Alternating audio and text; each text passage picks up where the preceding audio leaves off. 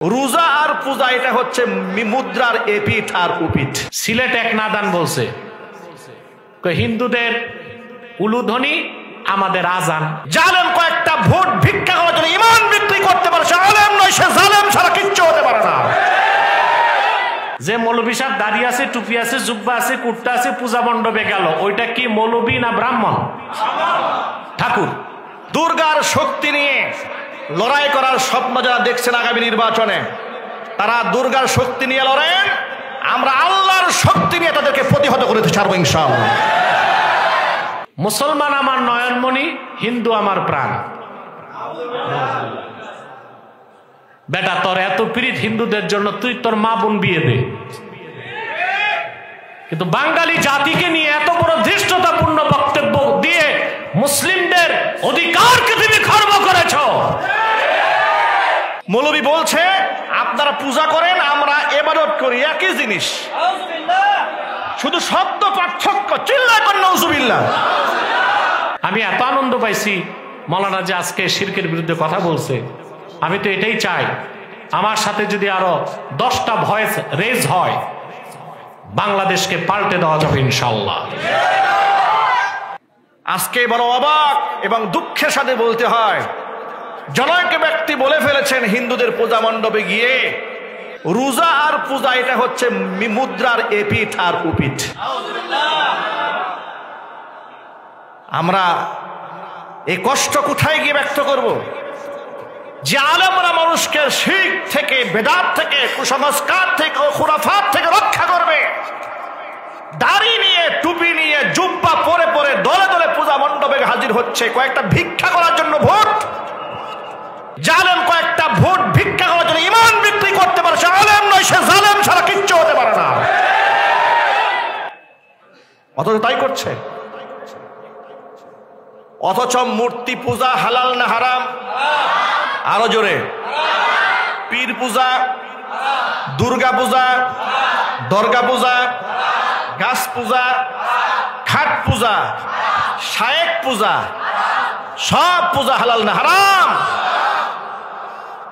শিরক। আপনি এটা করতে পারবেন না। রবের একাত্মবাদ বিশ্বাস করতে হবে। তাওহীদ ফিল উলুহিয়া, তাওহীদ ফিল রুবুবিয়্যা, তাওহীদ ফিল আওসাফ। আল্লাহ পাকের গুণাবলীর দিক থেকে আল্লাহকে এক এবং একক বিশ্বাস করতে হবে। জনৈক নেতা বলছেন মা দুর্গার বাণী হচ্ছে এটা শুধু হিন্দু সম্প্রদায়ের জন্য নয়, এটা গোটা মানব জাতির জন্য। আরেকজন তো বলে ফেললেন মা দুর্গার 10 হাসের শক্তি নিয়ে আগামী নির্বাচনে তারা জয়লাভ করবেন। এই জন্য আমি আজকে ছোট্ট করে ফেসবুকে স্ট্যাটাস লিখেছি, দুর্গার শক্তি নিয়ে লড়াই করার স্বপ্ন যারা দেখছেন আগামী নির্বাচনে, তারা দুর্গার শক্তি নিয়ে লড়েন, আমরা আল্লাহর শক্তি নিয়ে তাদেরকে প্রতিহত করতে ছাড়বো ইনশাআল্লাহ। শিরকের সাথে আমাদের কোনো কম্প্রোমাইজ নাই, ঠিক কিনা জুড়ে বলেন? ইব্রাহিম আলাইহিস সালাতু ওয়াস সালাম আমাদের কি হন? একটু জোরে বলুন না ভাই, কি হন? জাতির পিতা হন। আল্লাহ পাক যেন জাতির পিতার যোগ্য সন্তান হিসেবে আমাদেরকে কবুল করেন। কিয়ামতে পিতা আজরের সাথে দেখা হবে। পিতা আজর, ওয়া আলা ওয়াজহি আজরা কাতরাতুন ওয়া গাবারাতুন, ধুলোমলিন চেহারা, বিষণ্ণ চেহারা। বাবাকে ডেকে বলবে আলামা কুল্লাকা লা তাসুনি, বলি নাই যে আপনি আমার কথার বাহিরে গিয়ে মূর্তি দেবদেবী সেজদা দেবেন না, পূজা করবেন না? বাবা হাসরের মাঠে ছেলেকে বলবে ফালিয়াউমা লা আসিক, ও ছেলে আমি তোমার সাথে ওয়াদা করলাম আজকে থেকে আমি ভালো হয়ে গেলাম, আমি আর তোমার কথার অবাধ্য হব না। একটু ভাইরা একটু কথা জবাব দেবেন, কোনো কাজে আসবে। কিন্তু ইব্রাহিম আলাইহিস সালাতু ওয়াস সালাম আল্লাহকে বলবেন আল্লাহ তুমি তো আমার সাথে একটা ওয়াদা করেছিলে, রাব্বুল আলামিন ইন্নাকা ওয়া'আদতানি আল্লা তুখজিয়ানি ইয়াওমা ইউবাসুন, আল্লাহ তুমি আমার সাথে ওয়াদা করেছিলে পুনরুত্থান দিবসে তুমি আমাকে লাঞ্ছিত করবে না, অপমানিত করবে না, বেইজ্জত করবে না। এর চাইতে বড় অপমান আমার জন্য আর কি হতে পারে? আমি থাকবো জান্নাতে, আমার বাবা থাকবে জাহান্নামে। আল্লাহ সুবহানাহু ওয়া তাআলার পক্ষ থেকে ঘোষণা দেওয়া হবে ইন্নাল্লাহা ক্বাদ হাররামাল জান্নাতা আলাল কাফিরিন, কাফেরদের জন্য আল্লাহ পাক তার জান্নাতকে হারাম ঘোষণা করেছেন। নবী হয়ে তার পিতার জন্য সুপারিশ করে মুশরিক পিতাকে জাহান্নাম থেকে বের করে জান্নাতে নিতে পারবেন না।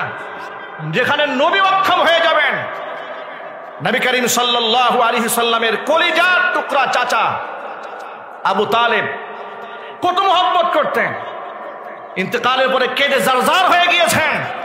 আল্লাহ পাক বলেছেন, হে নবী, ইন্নাকা লা তাহদি মান আহবাবতা, যাকে খুশি আপনি হেদায়েত দিতে পারবেন না, ওয়ালাকিন্নাল্লাহা ইয়াহদি মান ইয়াশা, যাকে খুশি হেদায়েত কে দেবেন? আব্দুল মুত্তালিবের চাচা আবু তালেবের এই পৃথিবীতে সবচাইতে জাহান্নামে যারা যাবে কম শাস্তি হবে, হাদিস শরীফে এসেছে। কম শাস্তি হচ্ছে জাহান্নামের আগুনের দুটা জুতা তার পায়ে পরায় দেওয়া হবে, যার তাপে মাথার মগজগুলো গলে গলে পড়তে থাকবে। জোরে কর নাউজুবিল্লাহ।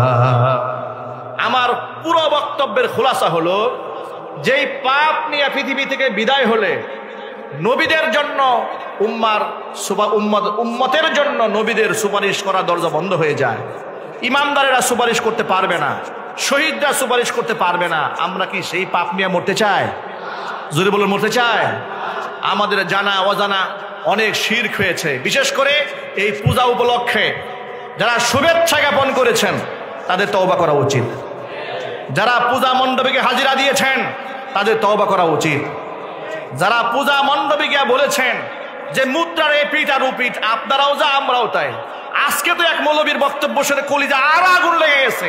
মৌলবী বলছে আপনারা পূজা করেন, আমরা ইবাদত করি, একই জিনিস, শুধু শব্দ পার্থক্য। চিল্লায় করেন নাউজুবিল্লাহ।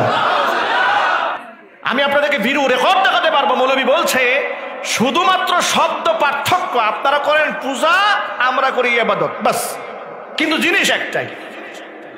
নাউজুবিল্লাহ তো আসতে বললেন। এগুলা কেন করছে? সামান্য কয়েকটা ভোট ভিক্ষা করার জন্য। ওই সমস্ত মৌলবীদেরকে প্রশ্ন করি যে আপনারা কেন বলেছেন, বিশ্বাস নিয়ে বলেছেন, দুর্গার বিশ্বাস নিয়ে বলেছেন? তারা বলবে, আমাদেরকে বলবে না না না হুজুর, নির্বাচন আছে না, রাজনীতির স্বার্থে একটু বলতে হয়। আমি বলবো, যদি আপনি বিশ্বাস নিয়ে বলেন তাহলে আপনি কাফের, মুশরিক। আর বিশ্বাস ছাড়া যদি মুখ থেকে এমনি বলেন তাহলে আপনি মুনাফিক। কথা বলে না কেন? মানে অন্তরে একটা, মুখে বলে আর একটা, তাহলে কি? মুনাফিক। এর মানে হচ্ছে সে যেভাবেই বলুক না কেন, হয়তো মুশরিক না হয় মুনাফিক। এই জন্য অবশ্যই তার তওবা করা জরুরি।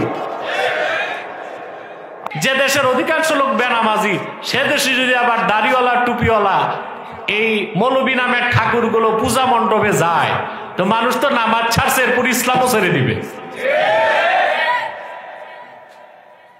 ভাই আমি কি বেশি বললাম? যে মৌলবী সাহেব দাড়ি আছে, টুপি আছে, জুব্বা আছে, কুর্তা আছে, পূজা মণ্ডপে গেল, ওইটা কি মৌলবী না ব্রাহ্মণ? ঠাকুর। ওটা কি? ঠাকুর।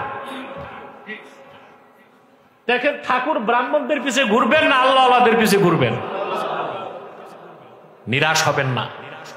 বাংলাদেশে প্রত্যেক মাসলাকে প্রচুর পরিমাণ আল্লাহ আল্লাহ বুজুর্গ, আলেম, মুহাদ্দিস, মুফাসসির, পীর মাশায়েখ আছে, কিন্তু তারা ফ্রন্টে নাই, মিডিয়াতে নাই, আপনারা চিনেন না। আপনারা 10-12 জন যা দেখেন দেশে, মনে করেন এরাই সেলিব্রিটি, বাংলাদেশের সবকিছু। বুঝেন না? বিষয়টা এরকম নয়। বাংলাদেশে হাজার হাজার মাদ্রাসা আছে। এই মাদ্রাসাগুলোতে মুহাদ্দিসগণ দিনে হাদিস শরীফ পড়ান, রাতে তাহাজ্জুদ পড়ে আল্লাহর কাছে কান্নাকাটি করে। এই মুনাজাত বৃথা যাবে?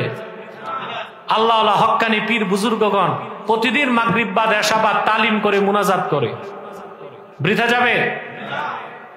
আল্লাহর নেককার বান্দাগণ শেষ সাথে চোখের পানি ফেলে দেশ ও জাতির জন্য দোয়া করে, বৃথা যাবে? আপনারা মনে করেন 10-12 জন, 14 জন, 20 জন, কয়জন সেলিব্রিটি বক্তা আমি জানি না বাংলাদেশে। স্কলার আছে, স্ক্রু ড্রাইভার আছে, কিছু টাউটার আছে, কিছু বক্তা, কিছু প্রবক্তা, এরাই ঝামেলাটা করতেছে। আমি এত আনন্দ পাইছি মৌলানা যে আজকে শিরকের বিরুদ্ধে কথা বলছে।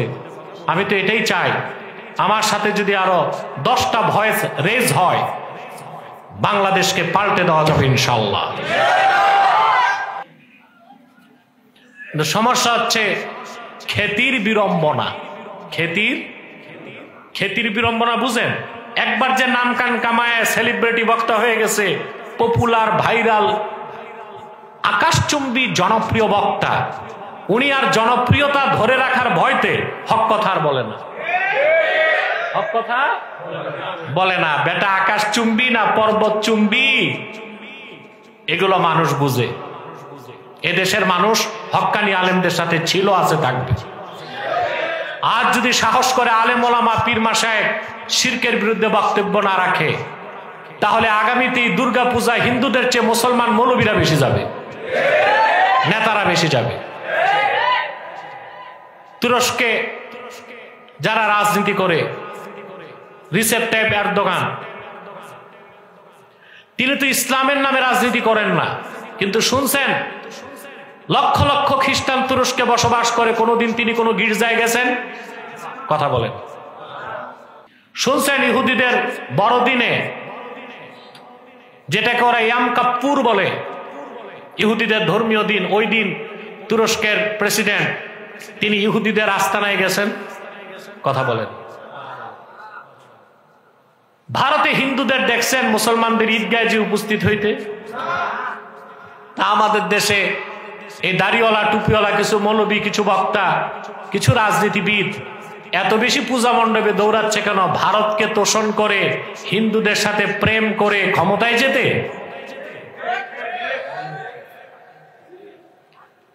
মনে রেখো, তোমরা এই শিরকের পথ পরিহার না করলে আল্লাহর পক্ষ থেকে পাবে লানাত, আর জনগণের পক্ষ থেকে পাবে ঘৃণা।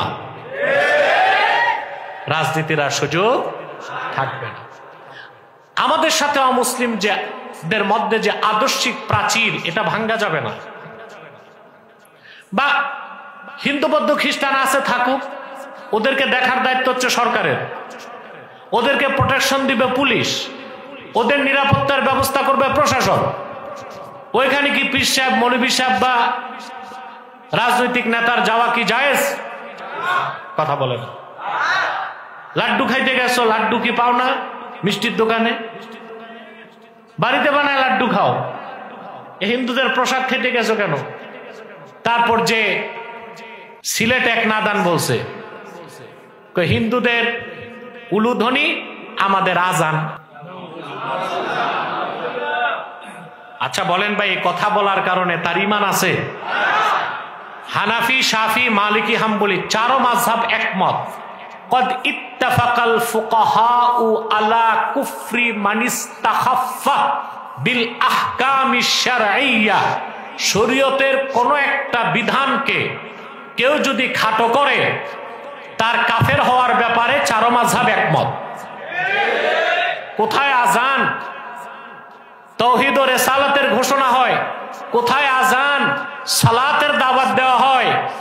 আর কোথায় উলুধ্বনি, যেটার মাধ্যমে শিরকের পথে আহ্বান করা হয়? এক হইতে পারে? এক হতে পারে? উলু দুইটা শব্দ। উলুর যে রস্যু, এটা দিয়ে তারা বোঝায় রাধা, আর লর নিচে যে রসুকার, এটা দিয়ে বোঝায় রামকৃষ্ণ। তো উলুধ্বনি দেওয়ার উদ্দেশ্য হচ্ছে, ওরা মনে করে উলুধ্বনি দিলে রামকৃষ্ণ আর রাধা এসে কল্যাণ দিয়ে যায়। এই বিশ্বাসটা শিরক কিনা? জোরে বলতে হবে। শুধু শিরক না, শিরকে জালি। এইরকম মুশরিককে কাফের বলা ছাড়া আর কিছু বলা যায়? সেই রকম একটি শিরকি বাক্যকে আজানের সাথে, আজানকে তার সাথে তুলনা দিয়ে ওই নেতা আখেরাতও হারাইছে, দুনিয়াও হারাইছে, ভোটও গেছে, ভোটও গেছে। তারপর কেউ বলবে আপনাদের রোজা, আমাদের পূজা। আরেক শিক্ষিত হেমার, শিক্ষিত হেমার, সে বলছে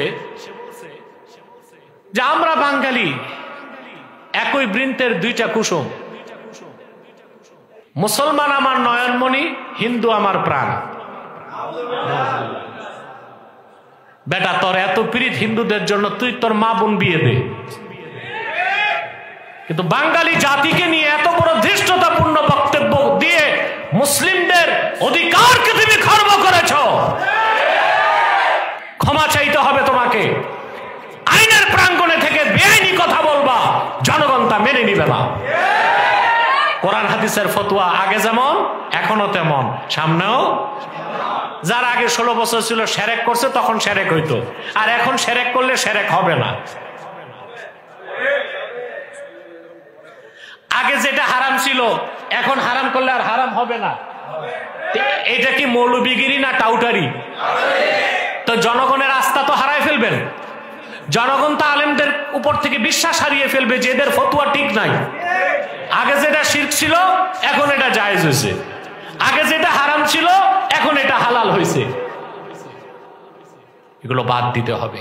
শিরক সবচেয়ে জঘন্যতম অপরাধ, এর থেকে অবশ্যই বেঁচে থাকতে হবে। কথা বুঝতেছেন?